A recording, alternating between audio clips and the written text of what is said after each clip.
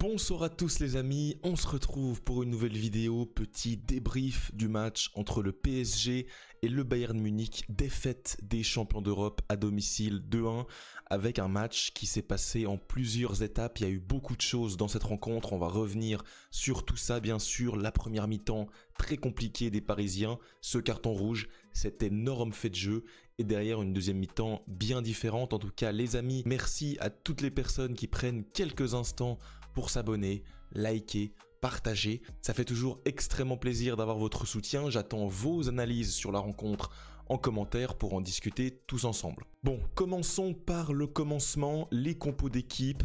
Quels choix ont été faits par les deux équipes? D'un côté Kompany, de l'autre Luis Enrique. Des choix audacieux du côté de Luis Enrique avec un Dembélé titulaire. Bon, l'histoire, elle va nous montrer que c'était un très mauvais choix parce qu'après seulement 25 minutes après un but refusé pour hors-jeu, il sort, il cède sa place, encore une blessure, une gêne, il n'est pas en condition pour continuer le match. Derrière, ça oblige Luis Enrique à faire un changement très tôt dans la rencontre, c'est jamais facile. Il fait rentrer Lee Kang-in et on est sur une période où le PSG est en vraie difficulté.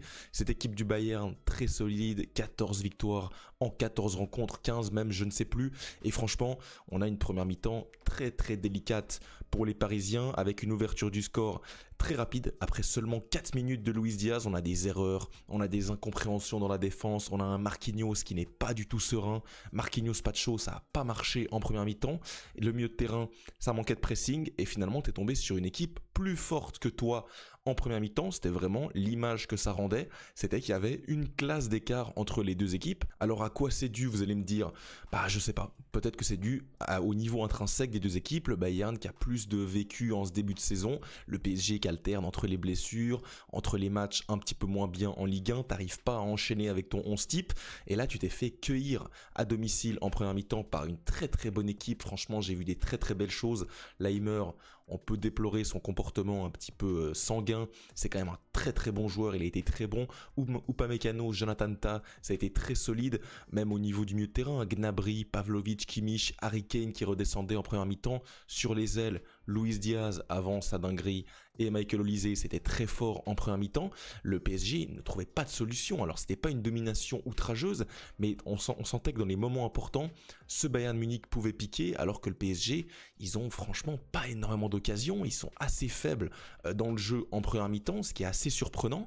On se dit, qu'est-ce qui va se passer? Franchement, on est à ce moment-là, en première mi-temps, en train de se dire, le PSG va perdre à domicile en Ligue des Champions. Tu rajoutes à ça la blessure de Dembélé, tu rajoutes à ça quelques minutes plus tard la grossière erreur de Marquinhos qui donne le ballon, enfin voilà, qui se laisse prendre le ballon d'une facilité déconcertante juste devant la surface. C'est une erreur extrêmement grave à ce niveau qui se paye cash. Pourquoi? Parce qu'à la fin il y a un but d'écart, c'est ce but-là.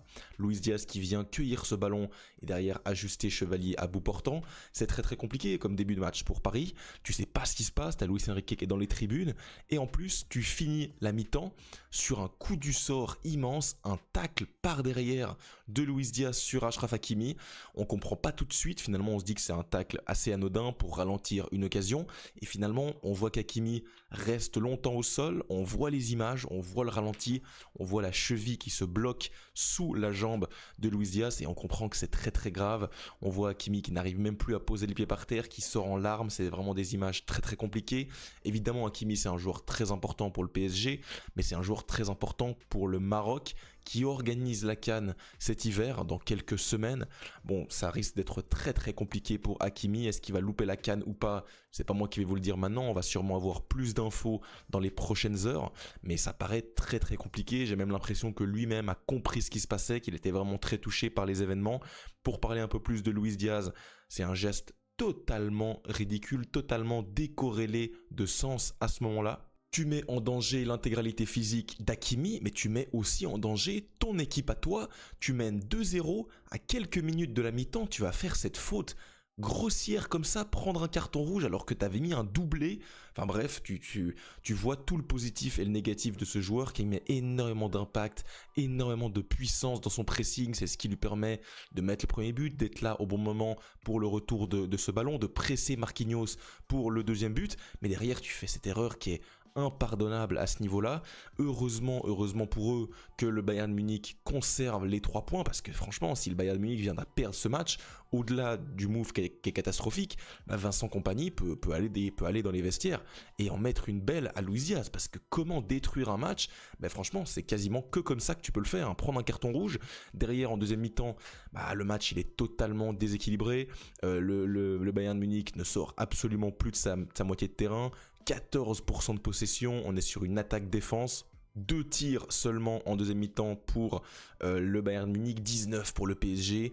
On a un PSG qui monte plus ou moins en puissance au cours de la mi-temps, mais franchement on n'a pas un PSG sensationnel, hein. Moi j'ai trouvé qu'il y avait des joueurs qui étaient un peu à côté, quoi. Gvara, pour moi il passe à côté de son match. Un joueur comme Nuno Mendes passe à côté de son match, c'est quand même étonnant, c'est un joueur qui est quand même assez constant, normalement il passe à côté de sa rencontre. Des joueurs qui sont rentrés, qui ont fait des mauvais matchs, Gonzalo Ramos, Barcola, j'ai pas aimé encore une fois, beaucoup de gestes manqués. Il manquait vraiment de percussion offensive. Finalement le meilleur offensif c'est qui? C'est peut-être Lee Kang-in qui met cette belle passe D pour Neves qui fait aussi une belle entrée. Finalement le PSG avec une mi-temps à 11 contre 10, ils n'ont pas réussi à faire la différence face à une équipe qui est très solide. J'ai l'impression qu'il va falloir compter sur ce Bayern Munich cette saison. La première mi-temps du Bayern, elle est vraiment world class, hein. Ils peuvent gagner 3-4-0, il y a des grosses occasions. Alors je sais pas quel est le total d'XG en première mi-temps, 1,2, mais il y a quand même beaucoup d'occasions, hein. Il y a que 7 tirs entre guillemets, mais quand on regarde les occasions de but, 4 occasions de but, ça peut faire beaucoup plus lourd, hein, au tableau d'affichage, et à ce moment-là, tu es encore à 11 contre 11.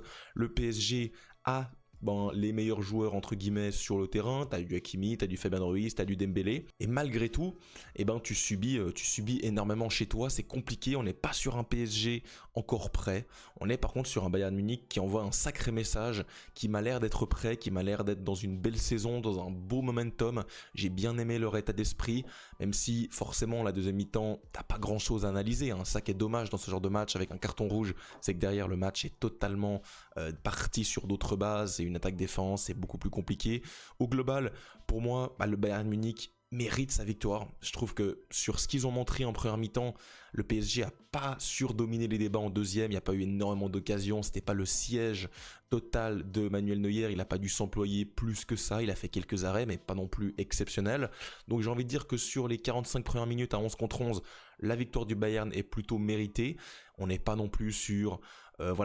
pour moi le PSG va arriver à sa pleine forme en fin de saison. Maintenant à voir comment tu vas gérer ses blessures, hein, parce que Dembélé, on n'en a pas parlé pendant ce débrief, mais il sort après 20 minutes. Bon, quel Dembélé tu vas avoir cette saison? Tu vas avoir un Dembélé qui va se traîner une blessure? Pourquoi le mettre titulaire?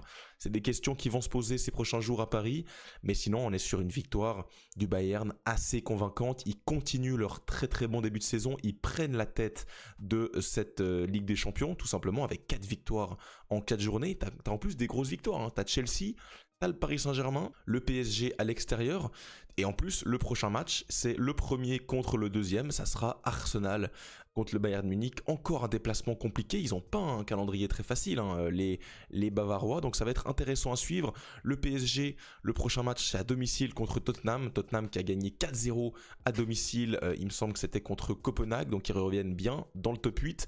Ça va être une Ligue des Champions intéressante, il y a encore de belles choses à voir, rien n'est définitif. Par contre ce qui est définitif c'est les blessures, et là tu les traînes longtemps. On va espérer, et je souhaite à Hakimi un prompt rétablissement, j'espère que ce soit pas trop grave pour lui. On aura sûrement des nouvelles dès demain, donc on en saura mieux. Il y a apparemment des nouvelles un peu réjouissantes, comme quoi il aurait réussi à poser le pied, ça serait pas une déchirure.